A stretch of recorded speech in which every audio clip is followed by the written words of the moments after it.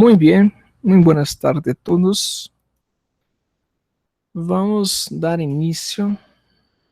Creo que hoy día será la última clase acerca del disturbio ácido-base.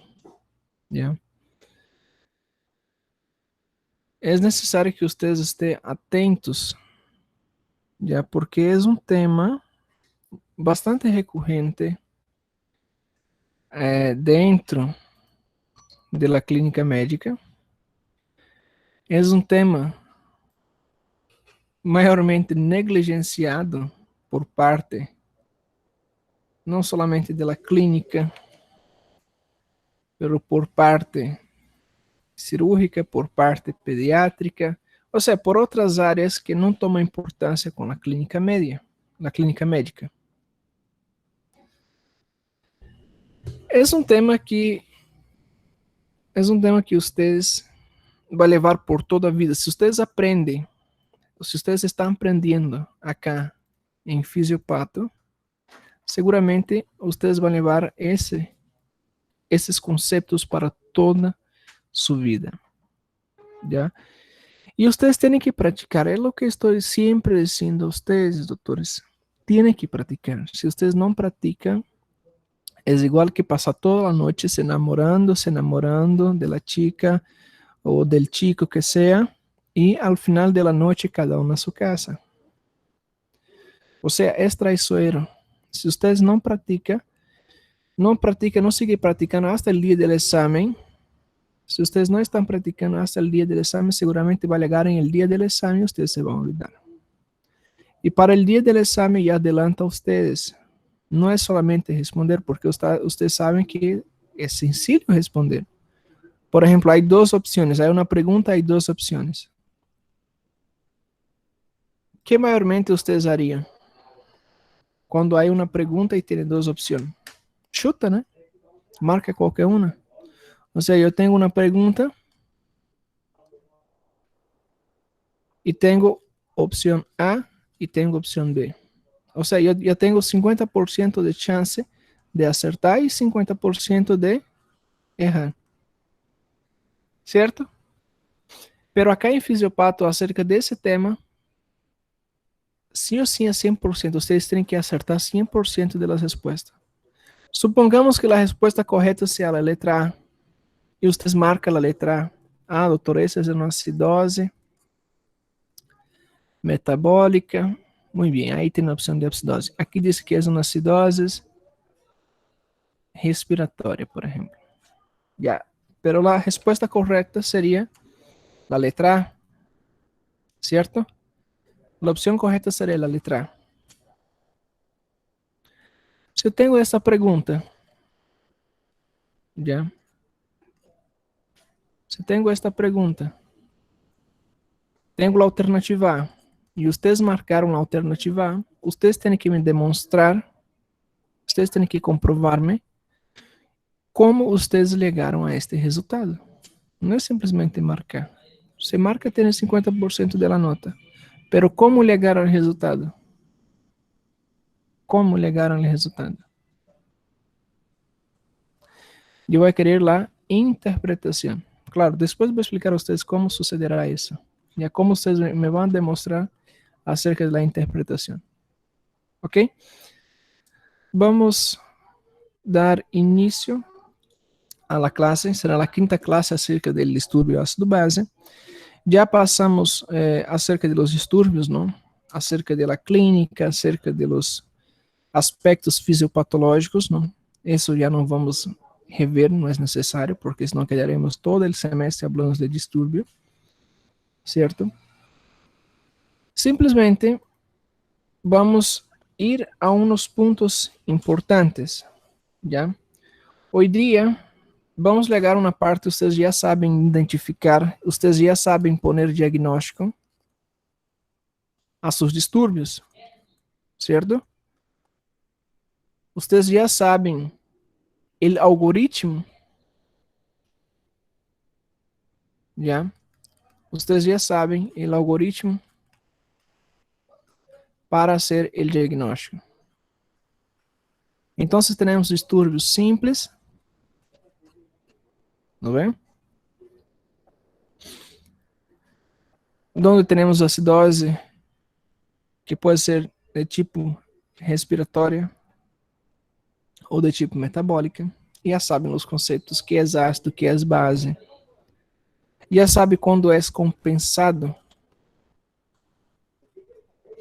certo? Já sabe quando é compensado, já sabe quando é misto, por exemplo, um distúrbio misto. Já sabe quando é não compensado, certo? Já sabem acerca das alterações do pH, já sabem acerca das alterações de base, já sabem acerca de alterações de ácidos, já sabem acerca de alterações hidroeletrolíticas, não? Já sabem sobre distúrbios de sódio, cálcio, potássio, magnésio, fosfato, cloro. Já sabem seus valores normais, certo? Já sabem sobre o buffer base, já sabem como calcular, certo? Já sabem como calcular o excesso de base e o que significa um excesso de base menor que menos 3, ou seja, não é menor não, negativo seria maior que menos 3. Já sabem quando é maior a mais 3, que resultado tem. Sabe a classificação entre agudo, crônico, certo? E crônico agudizado. Já sabem todas essas definições, certo?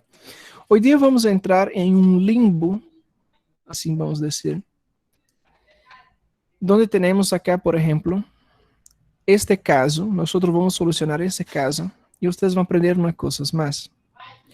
Ahorita eu quero que vocês hagam a interpretação de esta gasometria. A pergunta é, qual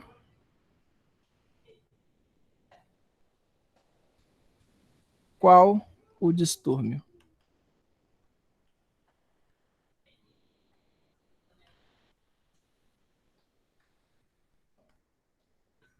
Eu vou dar 3 minutos para vocês pensar. Que distúrbio tem aqui? E vocês me vão responder. Eu vou esperar 3 minutos. Se terem a resposta antes, não há problema. Abrir o microfone para que todos escutem. E eu vou dizer qual seria a resposta.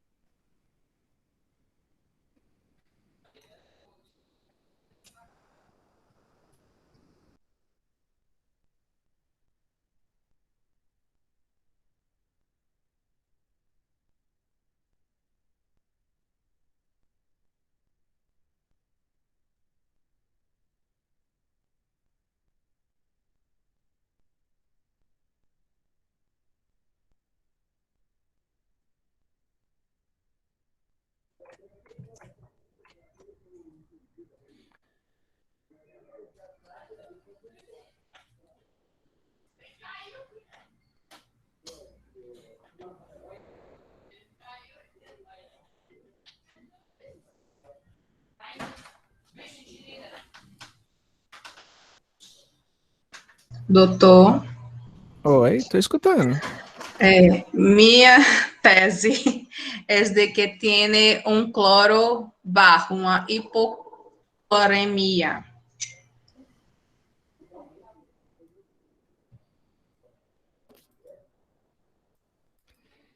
Já.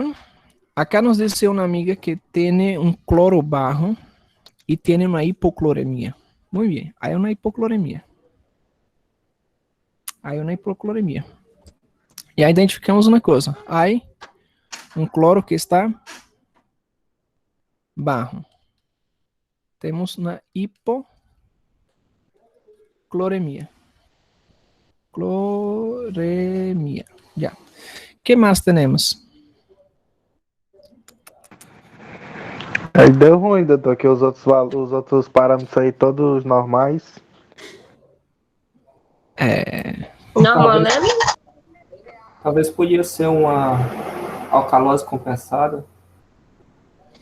Ya, nos llega a alcalose compensada, dice que el pH está alto, otro dice que el pH está bajo. Ya, vamos por calma, voy a responder todos. Ya, primeramente el pH está normal. ¿Cuánto está el pH? 7,4. ¿Cuál valor normal? 7,35 hasta 7,45. 7,4 dentro de parámetros normais. PCO2. Existe uma hipoxemia, uma hiper... Não há. Hiper... Não há. Ou seja, dentro de valores normais. Qual é o valor normal de PCO2? Entre 35, está em quanto? 36. 35 hasta 45. Está normal. Bicarbonato, a base, está em 23. Qual seria o valor normal de bicarbonato? Entre 22, certo? Hasta 26. Quanto tenho? 23. Dentro de valores normais. Tenho sódio, 135. Sódio, 135. Qual o valor normal? 135 hasta 145. E cloro. Como está o cloro? Cloro está 82. Já cloro, tenho cloro, está em 82. Valores normais? Varia, não? Entre 98 hasta 107, outros consideram hasta 110. Não importa, a coisa é que está baixo. Agora vamos entrar uma outra pergunta. Já encontramos um distúrbio. A pergunta é: tem acidose ou alcalose? O que vocês creem que tem? Eu afirmo que tem acidose ou alcalose. Um dos dois tem. Alcalose. E a um diz que tem alcalose. Alguém mais discorda? Ou vocês creem que não há distúrbio? Não, o pH está normal, o PCO2 está normal, o bicarbonato está normal. Alcalose? Outro disse alcalose, mas... Já, vamos descobrir? Já, vamos descobrir. Eu digo a vocês que há sim um transtorno, já? Há um transtorno, 2 transtornos aí.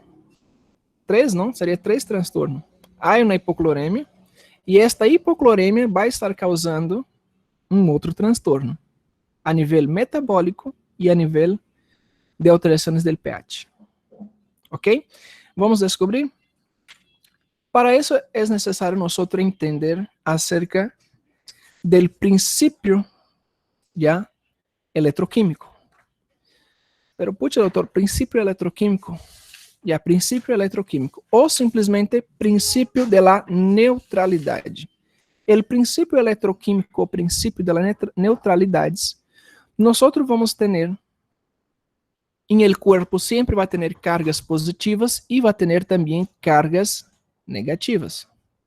As cargas positivas está expressada por seu maior representante, el sódio.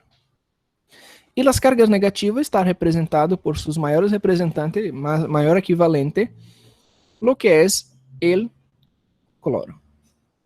¿Está bem? E também el outros solutos como albumina, já, lo que é o bicarbonato, existem outros cloretos, certo? E estes elementos, principalmente de los sulfatatos de cargas negativas, têm que ter uma equivalência. Quanto tem de sódio? Sódio tem aproximadamente 135 ou 145, né? Então, vamos pôr aqui 145, o imediato superior.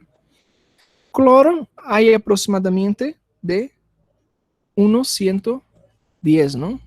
Alguns autores. Albumina é 1%, já 1 a 12 aproximadamente. Bicarbonato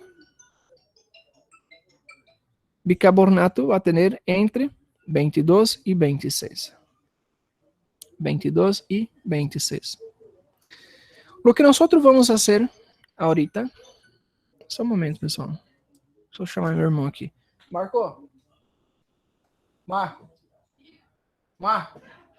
atende aqui a Rosa aqui. Atende aqui esse telefone. Tá ligando aqui.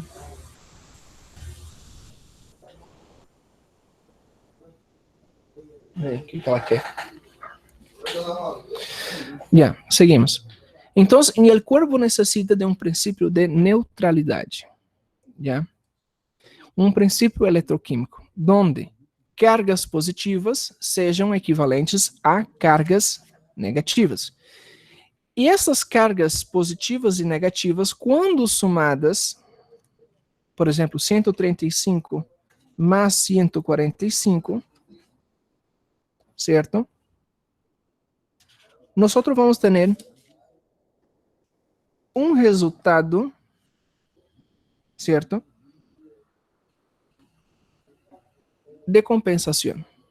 Imaginamos que temos aqui cargas, vamos fazer uma coluna de cargas positivas e temos uma outra coluna com cargas negativas.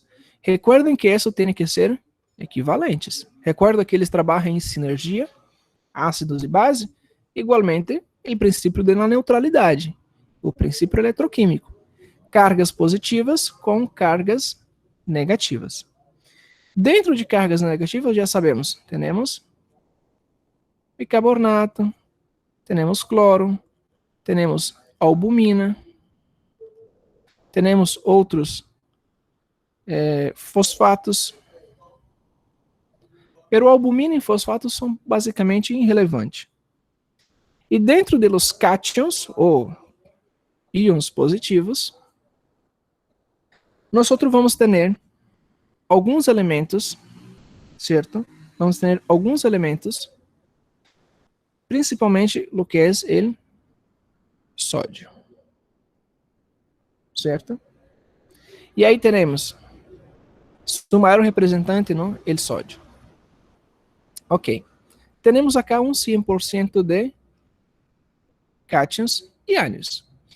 De um total de bicarbonato, temos uma quantidade de cloro, uma quantidade de albumina e fosfato. Pero esses elementos, fosfato, albumina e outros fosfatos, esses são elementos que nós não quantificamos. Nós não temos como calcular.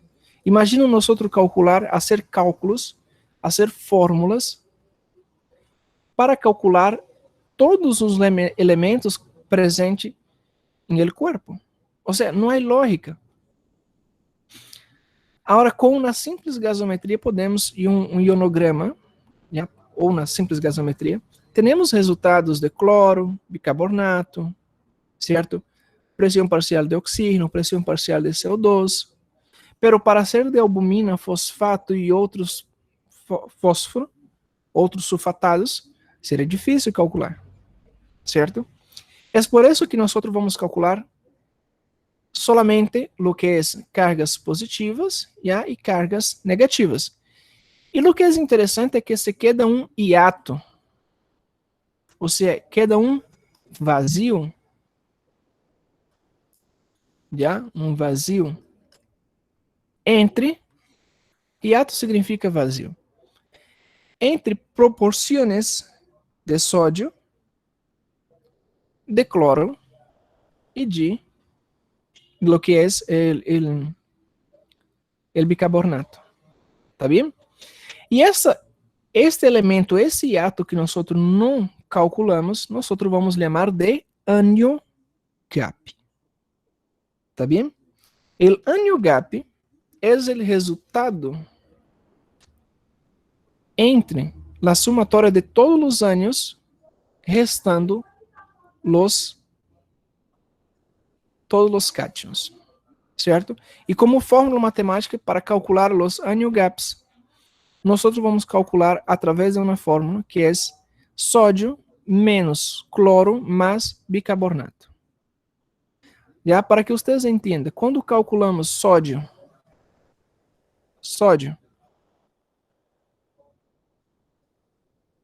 já, o resultado de sódio tem que ser igual ao resultado de cloro mais o que é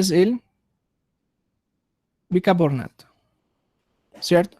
De sódio temos 145 e de cloro temos aproximadamente 110, certo? Mais 26.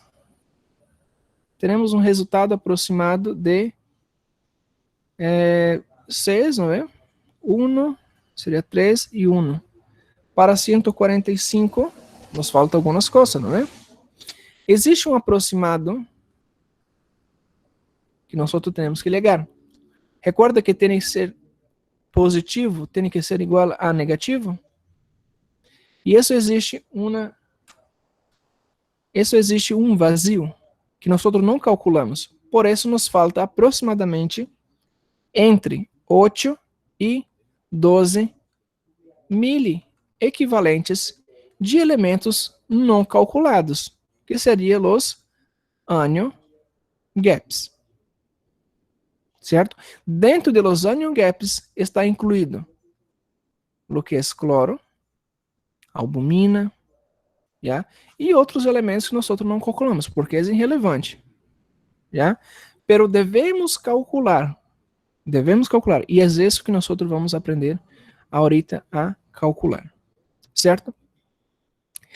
E quando temos um resultado, sempre que temos um resultado de uma acidose metabólica, ou encontramos um resultado normal, aparentemente não há nenhum distúrbio de ácido e base, como o exemplo anterior, como este exemplo que nós estamos manejando acá. Quando não há nenhuma alteração, nós devemos calcular o anion gap, para assim descobrir se há ou não há alguma alteração. Ok? Então, nós vamos calcular o anion gap. Antes de calcular, vamos entender quais são as causas de uma acidose metabólica com anion gap aumentado. Quando eu digo que o anion gap está aumentado, é quando o resultado é maior ou igual a 12 mex. Certo? Valor normal é entre 8 e 12. Se está maior que 12, já é considerado um anion gap alto. Certo? Anion gap alto. Ou também simplesmente ele é chamado de normoclorêmico. Significa que o cloro vai estar dentro de seus valores normais. Certo? Normoclorêmico.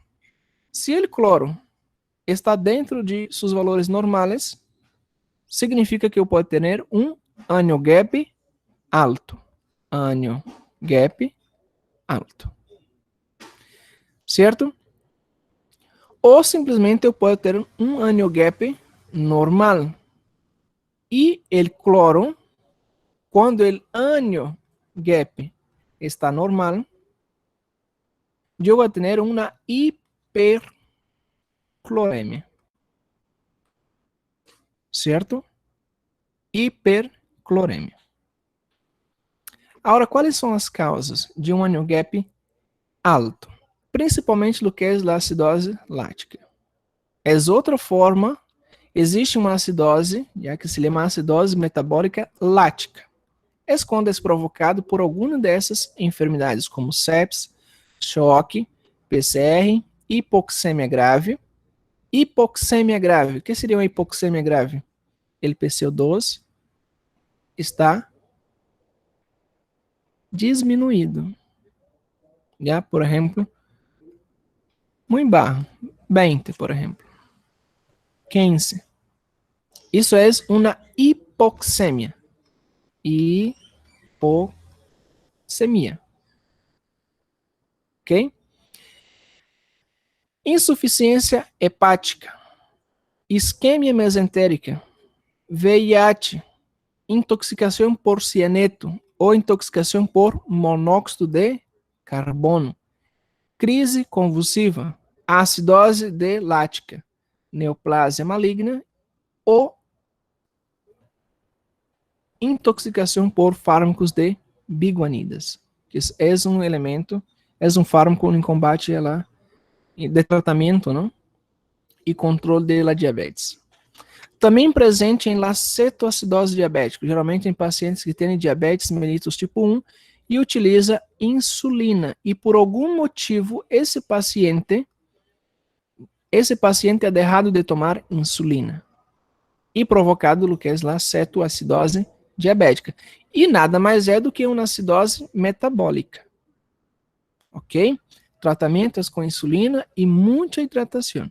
Muitas vezes o paciente com tratamento à insulina, ele tem que tomar sim ou sim a insulina, não importa se come ou se não come, pero por algum motivo em sua cabeça passado, já, que por exemplo, eu não comi hoje dia, não me vou tomar a insulina, sim ou sim tem que tomar a insulina. Ou pacientes que estão grávidas, estão embaraçadas, podem provocar cetoacidose diabética. Por algum motivo, há provocado uma diabetes mellitus gestacional, e ela diabetes gestacional, esse paciente está levando tratamento com insulina, por algum motivo esse paciente não recebe o tratamento e é provocado um aumento dos cetones e provocando assim uma acidose metabólica. Já? Quando existe insuficiência renal, uremia, intoxicação por salicilatos, metanos, já? Rhabdomyoliose também são causas de acidoses metabólica com anion gap alto ou cloro normal, normoclorêmico. Agora, quais são as causas? As causas mais comuns são de anion gap normal, ou seja, com hipercloremia. Mais comum, tiver diarreia, marca. Fístula biliar, uterosigmoidostomia, já? Uretrosigmoidostomia, quando o paciente por algum motivo não tem bexiga, se é retirado da bexiga e, em vez de urinar em lo que é a barriga, armazenar a urina em la barriga, se hace uma derivação, ou seja, se transfere lá os uréteres para dentro dos sigmoides. Já? E como a urina libera bicarbonato, uma vez que ele chega ao intestino, aí, porque o sigmoides é intestino, ele vai absorver o que é o bicarbonato e vai aumentar os níveis de bicarbonato. Para compensar isso, que o corpo hace? Empieza a meter CO2. E aí temos uma acidose. Intoxicação por acetozolamida. Uso de diuréticos poupadores de potássio.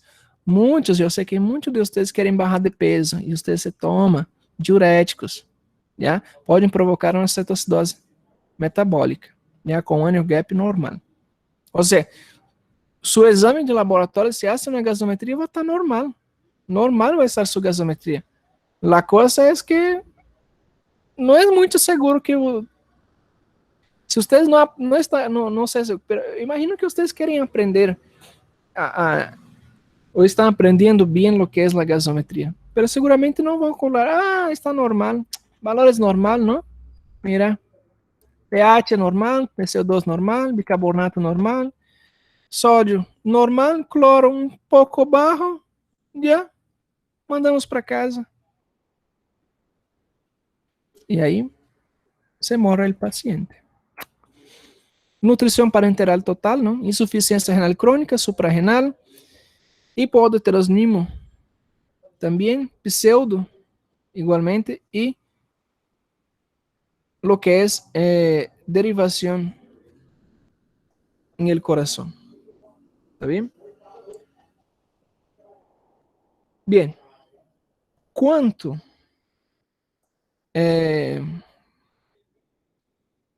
a estas causas, vocês têm que aprender quais são os grupos de enfermidades que causam acidose metabólica com anion gap aumentado e quais são as causas de acidose metabólica com anion gap normal. Sempre que vocês ligam, vocês verificam uma gasometria normal, duvidem. Sempre, duvidem. busca o cloro. Tá alto, tá baixo, tá normal. O cloro sempre vai provocar acidose metabólica. Então vamos ver como. Já?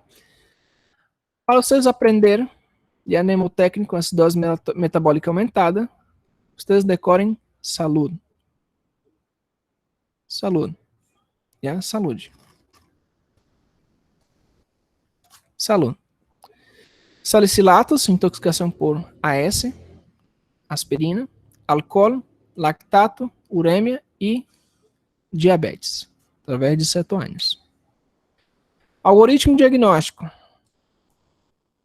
Se há presença de annual gap, não calculamos, nós outros vamos calcular. Se está aumentado, maior que 12 mil equivalentes, buscamos lactato, glicemia ou retenção azotêmica. Pode ser uma acidose lática, tipo A, com presença de sepse e choque, ou tipo B, com randomiliose e insuficiência hepática. Isso aqui pode enterrar já, tá? Glicemia na cetoúria, ou seja, presença de glicemia na urina, já, com cetoacidose diabética, ou com hipoglicemia. O paciente pode estar hipoglicêmico, com hiperglicemia ou hipoglicêmico, com cetoacidose alcoólica. Você ingeriu muito álcool, vai estar com a glicemia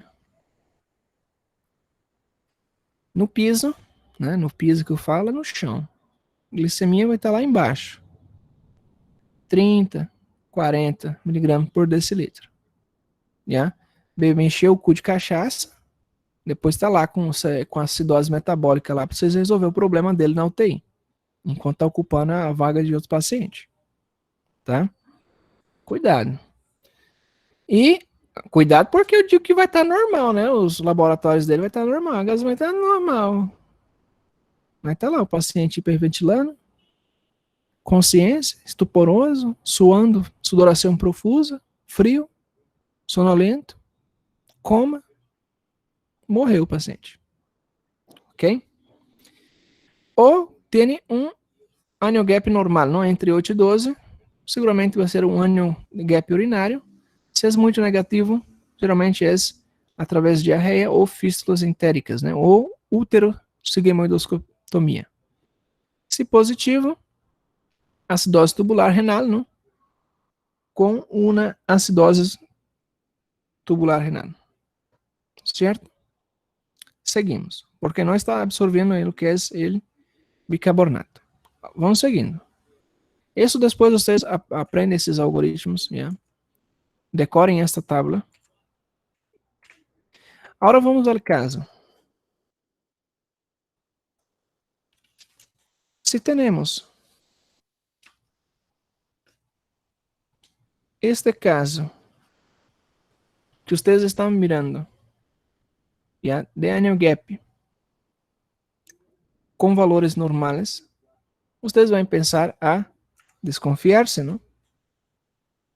O que vamos fazer? Nós vamos calcular, certo? Vamos calcular lo que seria a variação del annual gap, certo? E acá nos falta, não é colocado os valores, temos 135 e 82.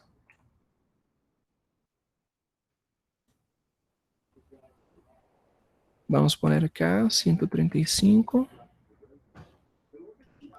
de sódio e de cloro. Cloro negativo, cara.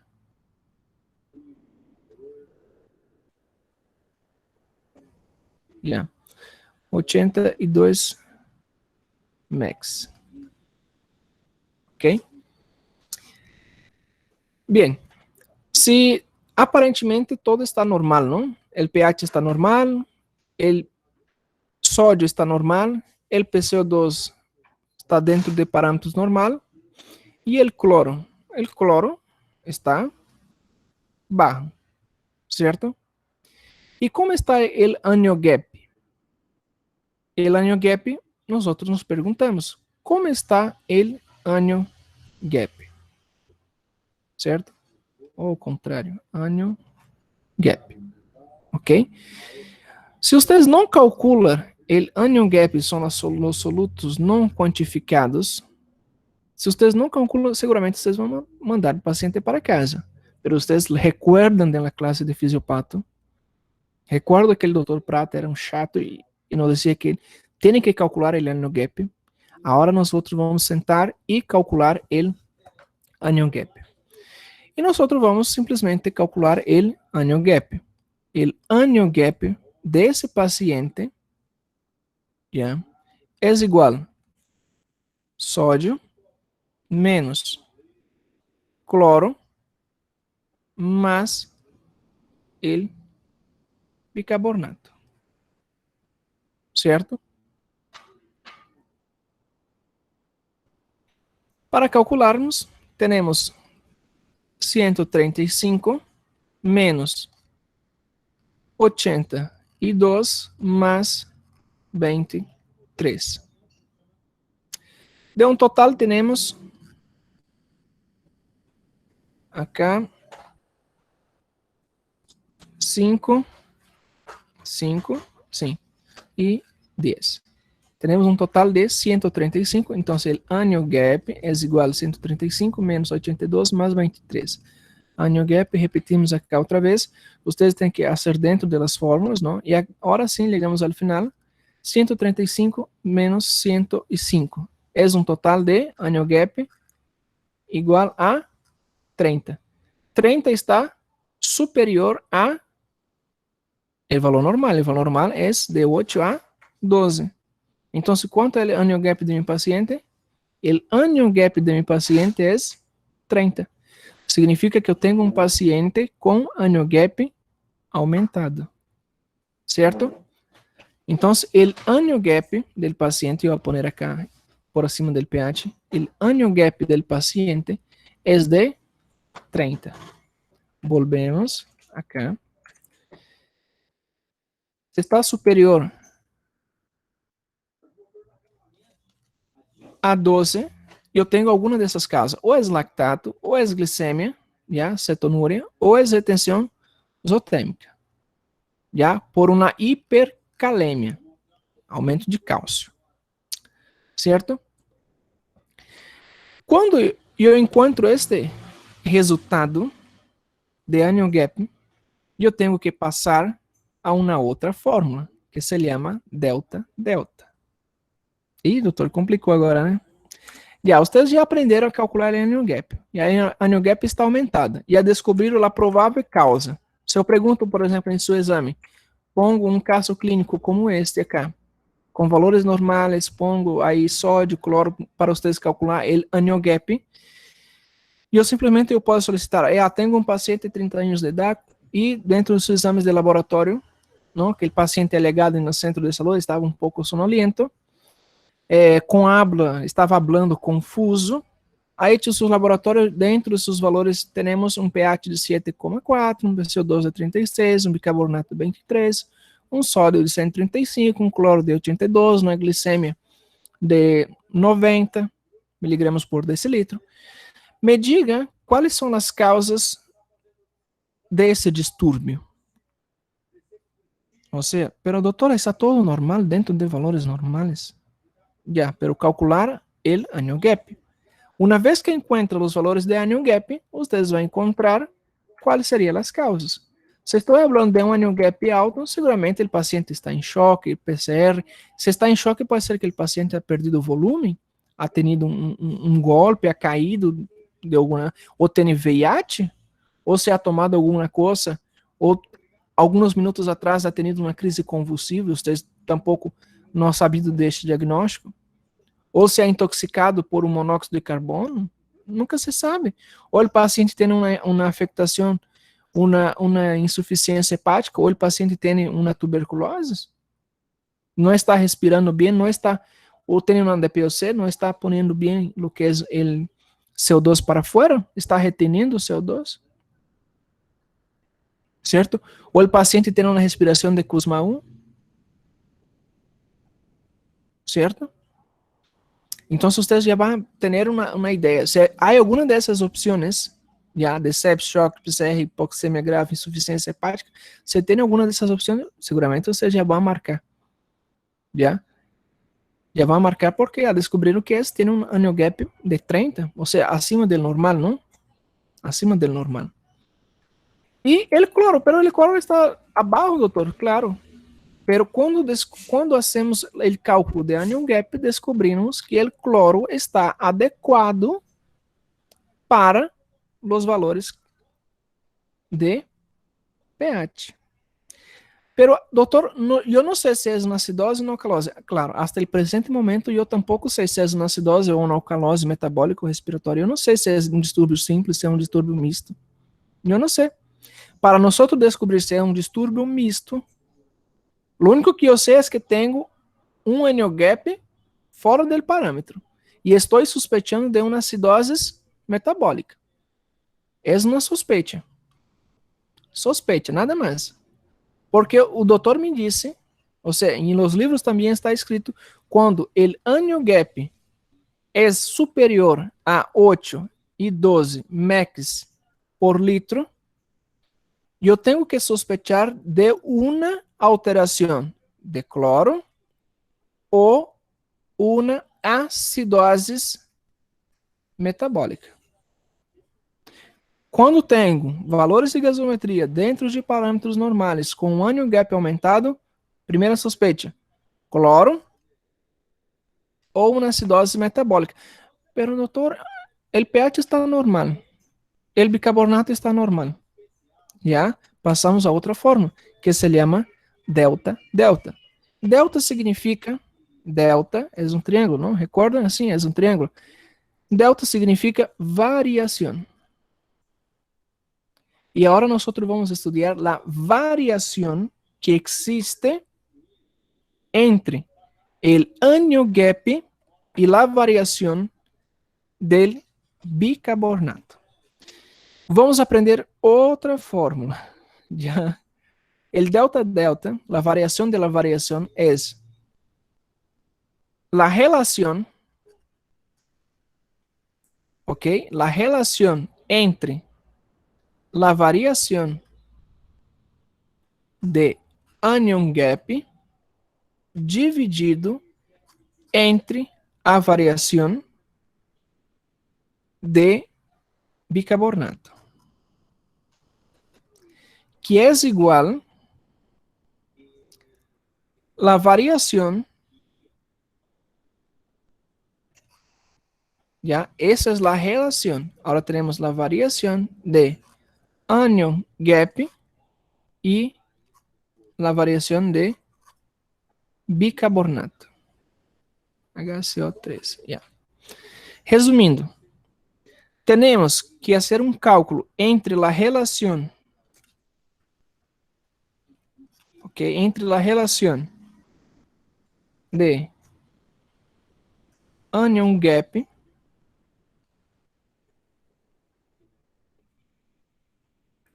e a variação de bicarbonato, que é igual. Abrimos parênteses, o anion gap del paciente menos o anion gap normal, certo? Dividido por el bicarbonato, abre parênteses outra vez, el bicarbonato del paciente menos el bicarbonato de valores normal, certo? Cierra parênteses. Aprenda a fórmula, tira um print, já?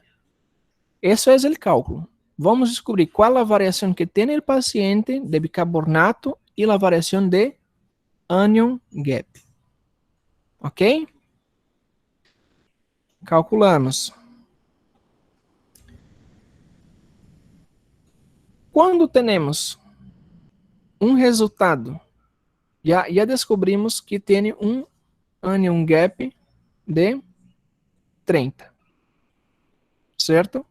Su anion gap é 30 mEq. Calculamos el año gap del paciente, ¿no? El paciente tenía, en este caso, un año gap de 30. Entonces, la variación es, vamos a poner la variación de año gap acá. Va a ser igual a la variación dividida, ¿no?, por la variación del bicarbonato. Abrimos paréntesis y ponemos la variación que tenía el paciente. El paciente tenía 30.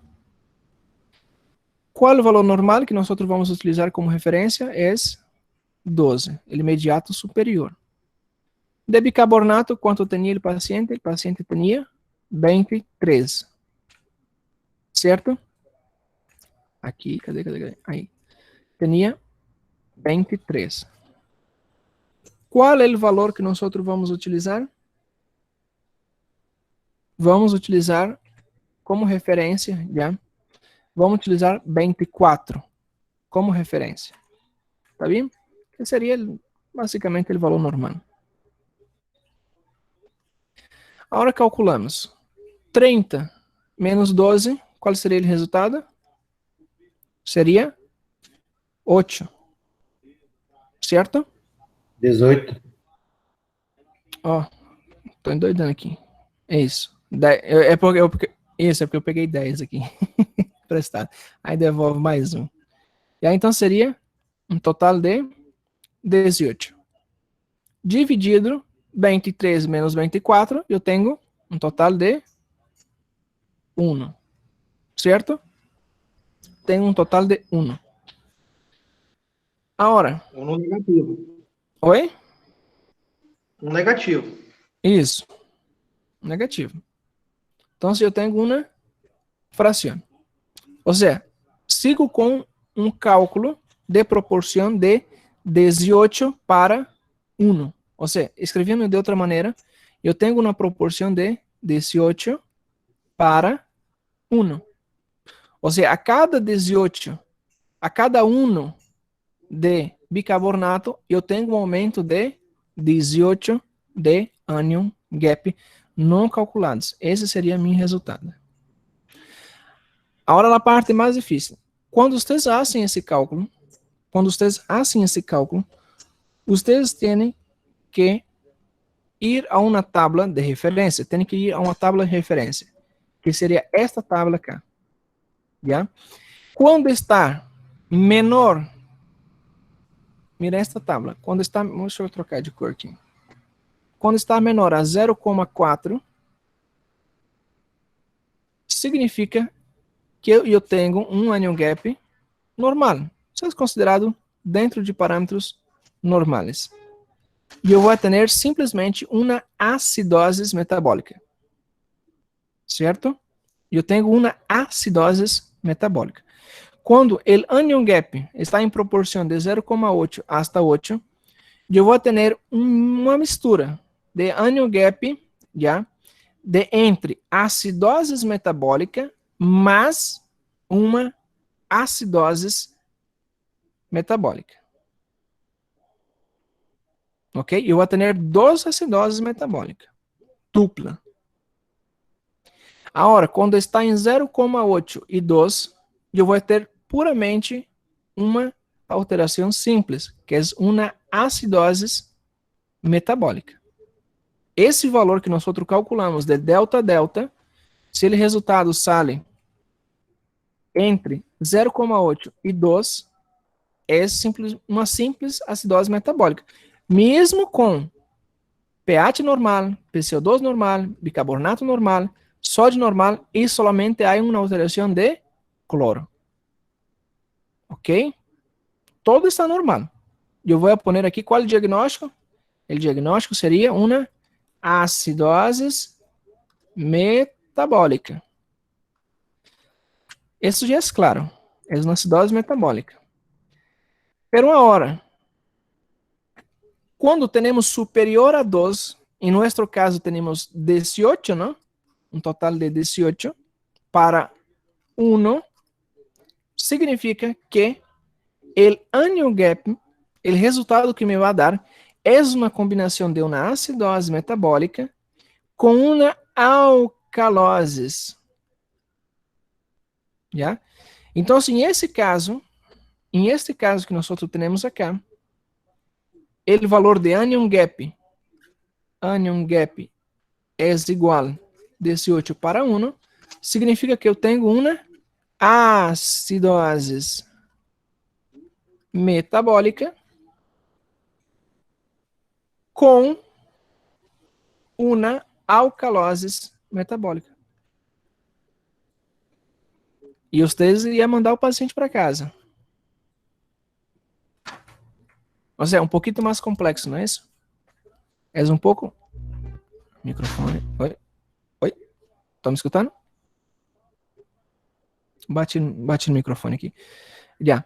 Então, temos uma acidose metabólica com alcalose metabólica. E está compensada. Acredite. Por que está compensada? pH está normal, PCO2 está normal, bicarbonato está normal, cloro, não aconteceu nada. Perdão, sódio não aconteceu nada. E o único que existe é uma hipocloremia. Putz, doutor, e você me falou que não... ou o paciente está normal, ou tem um distúrbiozinho. Aí você chora. Todo mundo choraria uma hora dessa. E é por isso que tem que praticar. Ou seja, vamos a um caso mais adelante aqui. Yeah? Aí temos um caso clínico. Paciente sexo masculino, 80 anos, enfermidade diverticular, de vertículo, cólon. Iniciou com dolor abdominal, linfose celíaca esquerda progressiva, náuseas, vômitos, febre. E nas 24 horas ingressou à urgência. Se realizou uma tomografia computadorizada de abdômen, em qual mostrou um abscesso pericólico. Ao ingressar no setor da imaginologia, o paciente evolucionou com sonolência. Bruscamente, iniciou com sonolência. Hipotensión, pulso débil, filiforme, ou seja, quase não se percebe. Pele pegajosa, ou seja, estava sudorando, não? Sudoração profusa. Tempo de delineado capilar maior que 3 segundos. Gasometria arterial se realiza e revela um pH de 29, um bicarbonato de 10, uma PCO2 de 23, um sódio de 130 e um cloro de 100. Bem, e com esses resultados, vamos fazer uma análise, né, na qual é o transtorno ácido-base do paciente. Qual seria o transtorno ácido-base do paciente?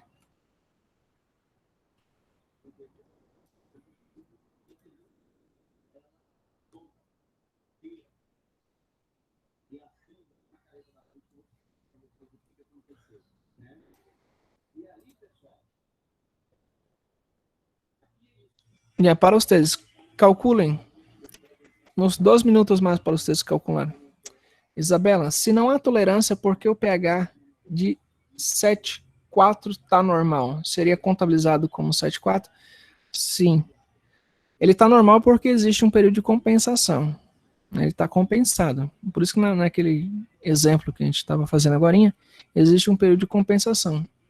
Mas quando calculamos o cloro, calculamos os anion gaps, né, que são os elementos não calculados, existe um desbalance entre cargas positivas e negativas. Esse desbalance que existe entre ânions e cátions, naquele caso foi uma descompensação de 30, quando jogamos na fórmula de delta, variação de delta, de anion gap, variação de delta, para o que é bicarbonato, né, variação de anion gap e variação de bicarbonato, seria delta-delta, o resultado sempre esperado vai ser 1 para 1. Se tiver 1 para 1, tá normal, igual a gente viu anteriormente naquele quadrinho. Certo? Quando ele estiver abaixo, ele vai sempre estar acompanhado de uma acidose. Quando ele estiver acima de 2, já alguns autores consideram acima de 2, já vai ser considerado uma acidose metabólica mais uma alcalose metabólica. Mesmo o bicarbonato, mesmo o CO2 estando normal, o pH vai estar normal. Por quê? Porque existe um mecanismo de compensação. Mas lá atrás o problema é outro. O problema é bem mais embaixo, tá? Por isso que o pH tá 7. Tá bom? Respondendo a tua pergunta. Ele compensou, mas o problema é bem mais embaixo, tá bom? Ou seja, entuba o paciente, manda o paciente para UTI se não tiver, vai dar problema. Esse paciente, vocês vão passar a madrugada todinha com ele, tá bom? É igual paciente que eu vi, paciente que estava na UTI, aí manda para casa, não, manda baixa para enfermaria. O paciente vai até andando para enfermaria, certo? Aí você pede pro paciente, ó, não anda, não caminha, não faz nada. Vai urinar? Avisa, porque a gente tem que quantificar a urina. A gente tem que ver como é que tá a urina do senhor. Aí o cara vai, não avisa, aí quantifica a urina errada, quantificou a urina errada. Administrou bicarbonato errado, para fazer o mecanismo de compensação, equilibrar ânions e cátions, né? Ou seja, cargas positivas com negativas. Já já a gente vai fazer um cálculozinho. O paciente morreu. Culpa de quem? Do médico, né? Por quê? Porque não quantificou a urina certinho, porque tinha que calcular quanto de urina ele estava eliminando. Para a gente calcular quanto de sódio, quanto de potássio ele estava eliminando. Tá bom? Mesmo com os valores de laboratórios normais. Não está normal. Por isso que a gente fala, pessoal, em medicina, 1 mais 1 não é 2. 1 mais 1 não é 2. Igual vocês viram, eu fiz vocês acreditar que era só distúrbios assim, acidose com alcalose, acidose respiratória, tá baixo, tá alto, né? Não é. Agora a gente chegou aqui num aqui que tudo tá normal e aí? Tá tudo errado. No final tá tudo errado. Beleza? Já pensaram qual é o resultado desse aqui? Qual é o resultado? Qual seria o resultado desse aqui, pessoal? Qual seria o resultado? Claro, uma acidose metabólica. Ali tem um pH baixo, PCO2 está normal, mas o bicarbonato está baixo, né? Então, seria uma acidose metabólica. Sódio dentro de valores normais e o cloro dentro de valores normais. Ok, tá dentro de valores normais. Mas lembra que existe acidose metabólica com anion gap normoclorêmico? Esqueceu dessa parte? E agora? Qual é o resultado? É hiperclorêmico ou normoclorêmico? Qual é o resultado para vocês? Calcula aí. Calcula o anion gap desse paciente e calcula delta-delta. Tá bom? Calcula o delta-delta. Deixa eu ver se eu consigo colocar o delta-delta do lado aqui desse quadrinho. Deixa eu buscar ele aqui. A fórmula. Interpretação.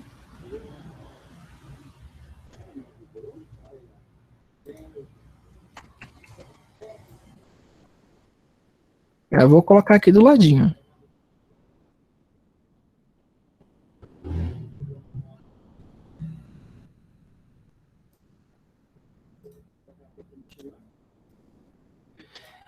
Aí tem a fórmula de anion gap. Anion gap é igual ao ânion esperado, tá? Calcula o anion gap dele e depois calcula o delta-delta. Vou colocar a fórmula do anion gap aqui embaixo. Vocês têm que calcular, vão calculando aí. Vou colocar a fórmulazinha aqui embaixo do anion gap. Aqui. Anion gap é igual sódio menos cloro mais bicarbonato. Façam um cálculo. Quanto tem de anion gap?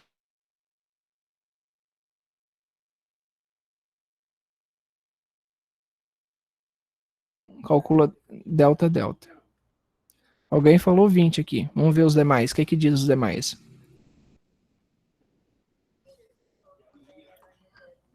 Calcularam, deu 20, né? Mais pessoas falou aqui, 20. Agora calculem o delta-delta. A fórmula está aqui, ó, delta-delta.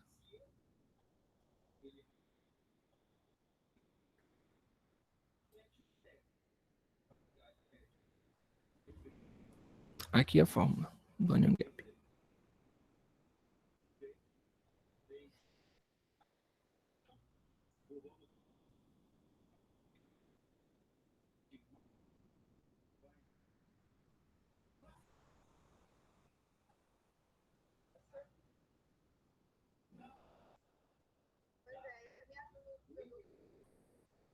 8 para 14? Calma aí. Já não chega lá no resultado.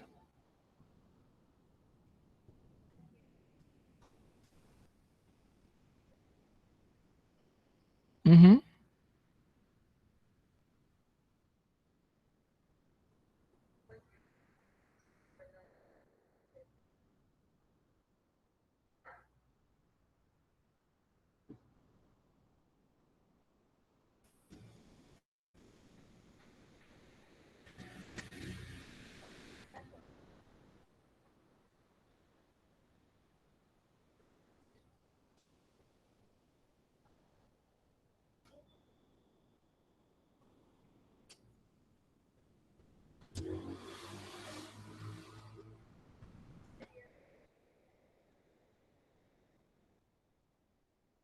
Vamos calculando aí, já não chega lá.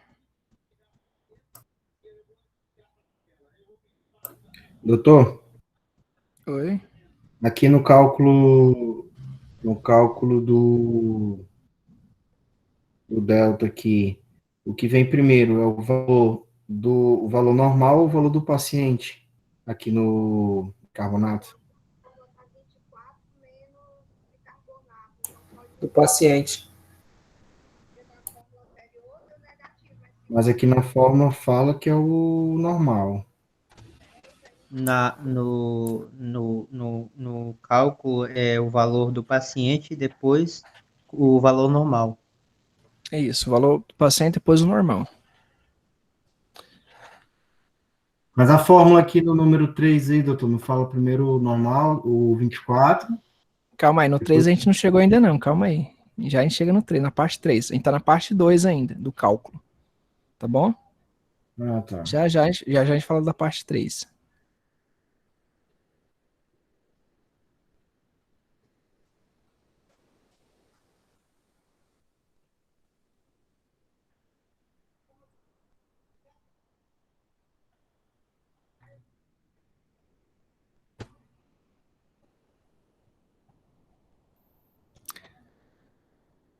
Já. Vamos seguir. Primeiramente, calculamos o anion gap, certo? Luego calculamos a mensuração de variação, né, entre as variações de anion gap e variações de bicarbonato. Já? Anion gap esperado, já, del paciente e el anion gap normal. Não? Como referência, utilizamos um valor de 12 como referência. Para bicarbonato, o bicarbonato normal menos o do paciente. Não? Se dá um resultado negativo, o resultado do denominador, se vai estar negativo, é somente invertimos acá, não? Nesse sentido, e nos vai dar sempre um resultado positivo. Já? Depois vamos calcular, já, a terceira parte é fazer um cálculo em la qual vamos agarrar quanto tem o paciente, quanto a salida do paciente, a salida um total de 20, não é? Anion gap. Agora 100 mais 10 menos 130. Ok, 20. Agora sim. Oi. 20 menos 8. Não, calma, não faz assim não, não divide não. Só segura o resultado. Tá? Já, o resultado foi um total de... Agora vamos à terceira parte. Na terceira parte vamos agarrar o anion gap do paciente. O anion gap do paciente foi um total de 20, não? 20.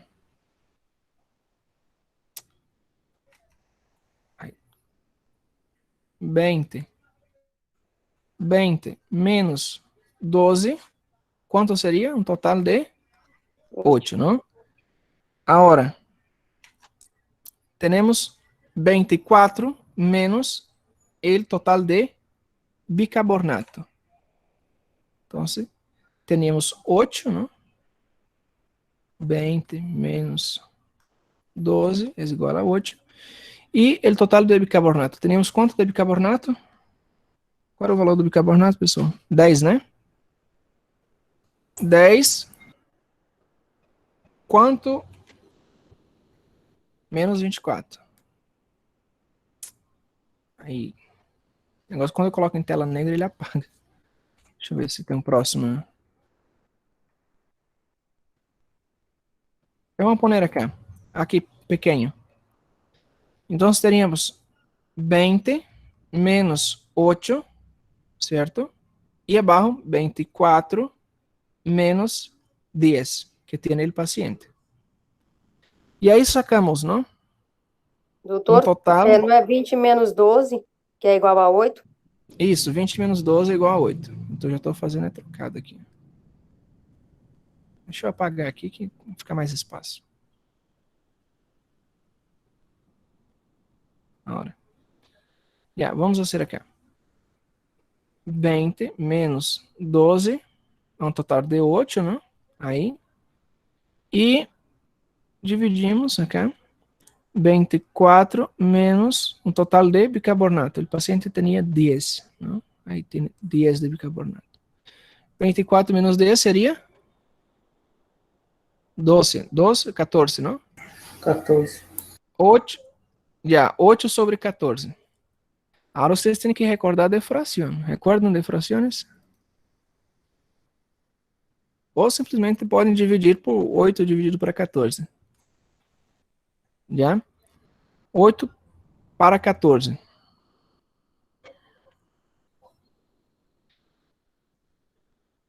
Já, uma das frações, não podemos dividir frações aqui. Isso divide por 2, podemos dividir por 2, não? Acá também pode simplificar. Igual eu estou fazendo. Por 2 seria 4 e acá seria 7, não? Ah, já ligamos a números que não se divide entre 2 e 3, não? Agora podemos dividir 4 dividido para 7. Seria o mesmo resultado, 0, quanto? 5,7. Já, 0,57. Se temos 0,57, temos um valor de uma acidose metabólica, já, com anion gap normal, e uma acidose metabólica com um anion gap aumentado. Esse seria o diagnóstico. Já?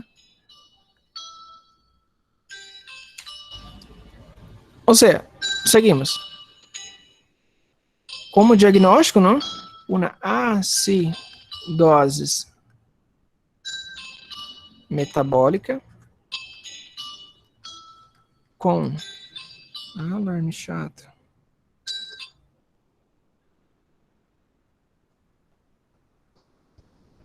E uma acidose metabólica com anion gap aumentado e uma acidose metabólica com anion gap normal. Ou seja, o paciente tem dois distúrbios, não? Seguramente o paciente, supongamos que o paciente está com diarreia e tem HIV. Vamos ver se combina. Aí vocês voltam aqui na tabela. E aí o paciente tem diarreia, pode ser que um paciente tenha diarreia e, ao mesmo tempo, tem HIV ou está em choque, está em sepsis ou na insuficiência. Já? E vocês ligam assim a um resultado. Ok? Então, se descobrimos, não, que esse paciente, aí tem vômitos, tem um abscesso, ou seja, tem uma sepse. Que mais? Tem fiebre com hipotensão. Onde está a hipotensão? Onde está com hipotensão? Aí evolução sonolência, hipotensão. Aí tem hipotensão. Fiebre, hipotensão e um signo de infecção nos caracteriza sepse. Já? Isso se chama QSOFA. Se vocês buscam na internet agora, vocês vão encontrar 3 elementos principais. De los 3 elementos, se 2 estão presentes em el QSOFA, já é diagnóstico para sepse. Já QSOFA. Então, se tem um abscesso, ou seja, tem um foco infeccioso, meu paciente está hipotenso, meu paciente está com alças térmicas, tem uma sepse. paciente está perdendo líquidos através de náuseas e vômitos, está perdendo cloro acá, já. Vai estar perdendo eletrolitos através de los vômitos, já. E o paciente entrou em sepsis, seguramente. Então, o paciente tem um transtorno misto, né, com acidose metabólica com anion gap normal e com anion gap alterado. Seu valor de anion gap foi de 0,57, não? Lá por porcento, certo? Quando está aproximadamente de 1 para 1, já quando existe o resultado, liga de 1 para 1 ou de 2, assim, em essas frações, não importa que valor liga, por exemplo, está 18 por 9, por exemplo.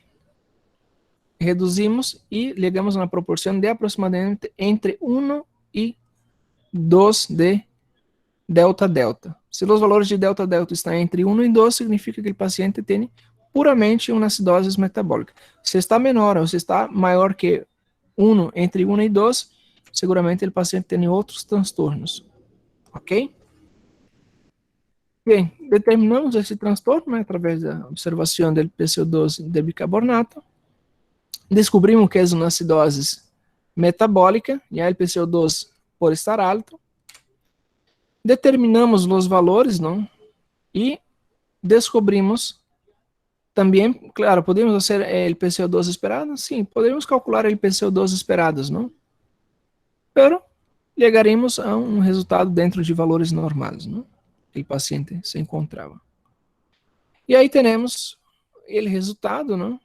Dessa conta matemática. Aqui nos ha dado 12, não? O resultado. Colocando na terceira etapa, chegamos ao resultado de que o paciente tem 2 transtornos, certo? Com uma acidose metabólica normoclorêmica e uma acidose metabólica hiperclorêmica, certo? Aí tem o resultado.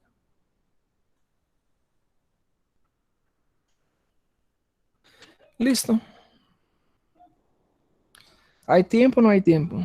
14 e 14. 2 minutos mais. 2 minutos mais e terminamos. Há 12 slides, mais ou menos. Já. Quanto ao tratamento de acidose metabólica? Para o tratamento de acidose metabólica, nós utilizamos bicarbonato. Já.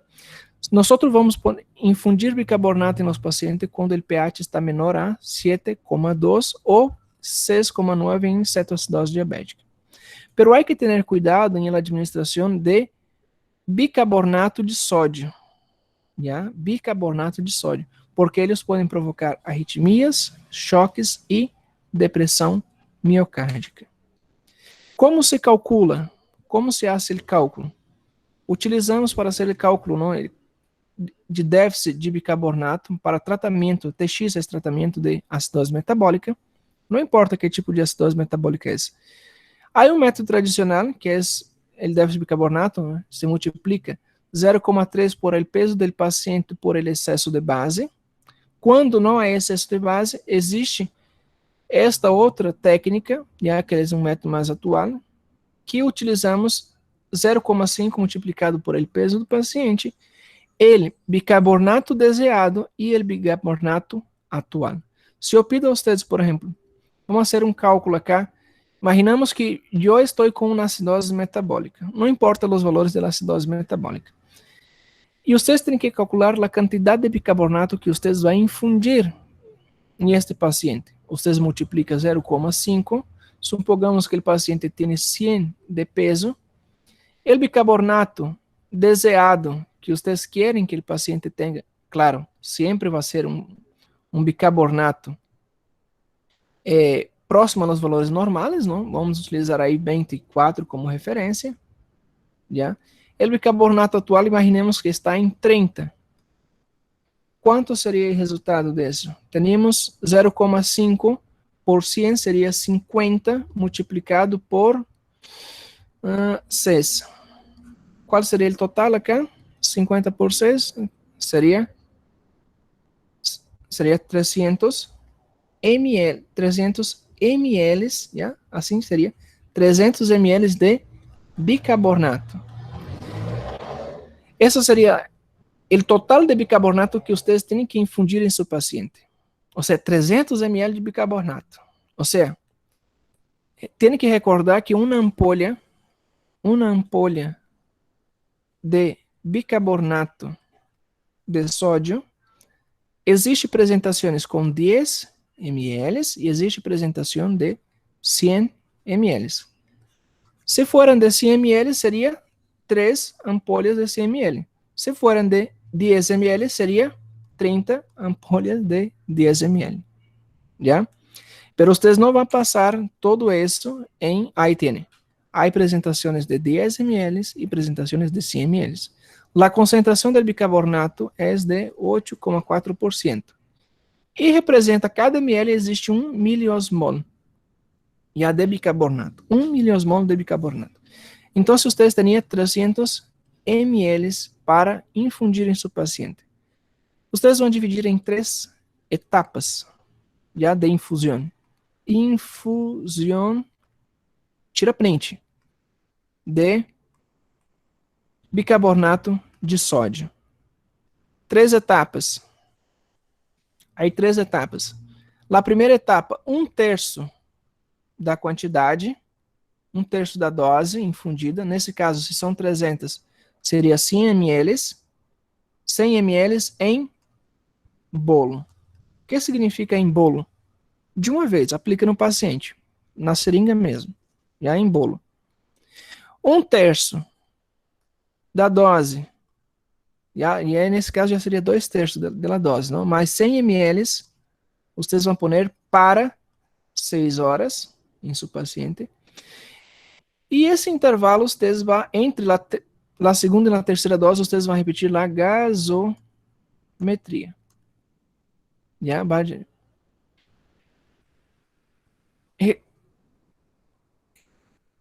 Ai, desculpa, meu câmera aqui.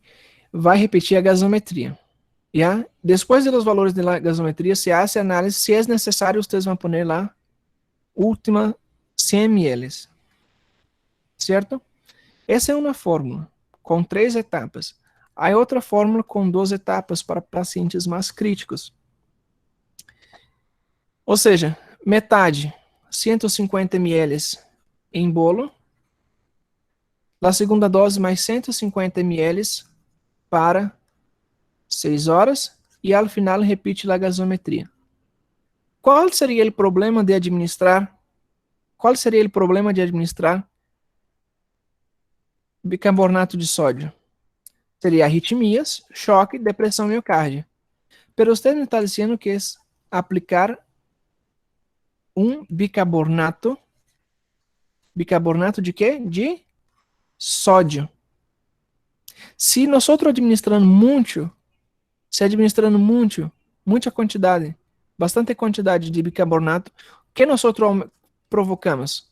Temos uma acidose, estamos tratando uma acidose. Se aumentamos a concentração de bicarbonato, o que causamos? Causamos uma alcalose metabólica. É um dos problemas. Outro problema seria um aumento de sódio, uma hipernatremia. Seria um dos problemas. Ok? Saquem print.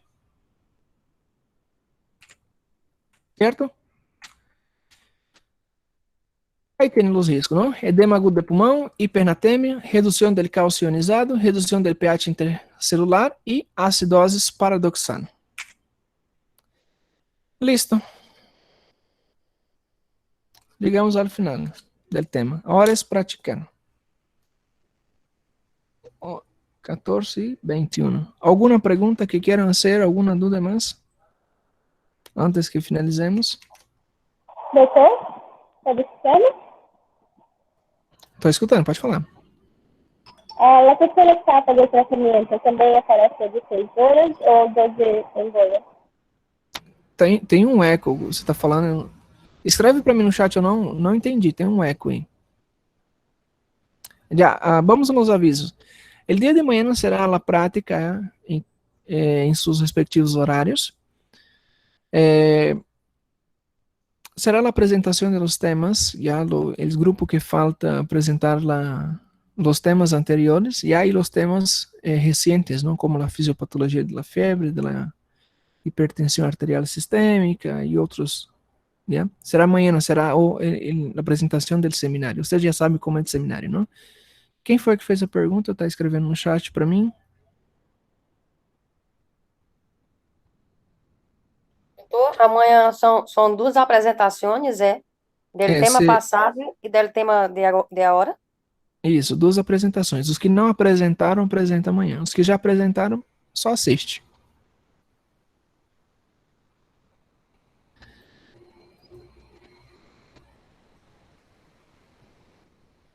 Quem é que ia perguntar, pessoal? Quem é que ia perguntar, pessoal? Estou esperando no chat aqui para me responder. E a qualquer dúvida que tenha, revise o material. E aí o material que está na plataforma. Revise em seu livro. Claro, nem todo tem em seu livro o livro de ácido base e transtorno. Não há essas fórmulas, vocês sabem. Já? Não há essas fórmulas.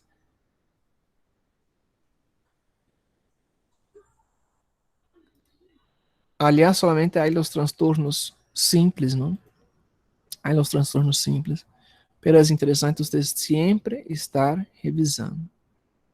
Acá é uma pergunta de Alana, nos diz que a terceira etapa também é por 6 horas. Sim, se vamos aplicar a terceira etapa, também será por 6 horas. Ok? Por 6 horas. Aí tem outro problema, é se vamos administrar o bicarbonato, aí a primeira dose sempre vai ser em bolo, puro, diretamente na veia do paciente. O que vamos ter que decidir é se vamos aplicar em uma solução glucosada, se vamos aplicar em um rincher lactato, se vamos aplicar em uma solução fisiológica. E recuerdem, pergunta de prova, isso aqui é o último minuto da aula. Solução fisiológica causa acidose metabólica. Não adianta nada colocar no paciente, retribuir com bicarbonato se eu estar administrando dentro de uma solução fisiológica. Não vai resolver nada o paciente, vai matar o paciente. Tá? Nunca utilizar no tratamento solução fisiológica em ele paciente com acidose metabólica. Jamais.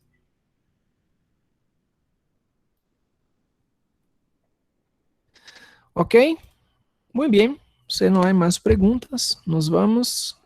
Já me está esperando acá também para outra classe. Em qualquer outro momento, claro, nós vamos sentar outra vez, vamos nos reunir outra vez, sentar não. Nós vamos reunir outra vez para sacar as dúvidas. Notícia das aulas presenciais? Não sei de nada.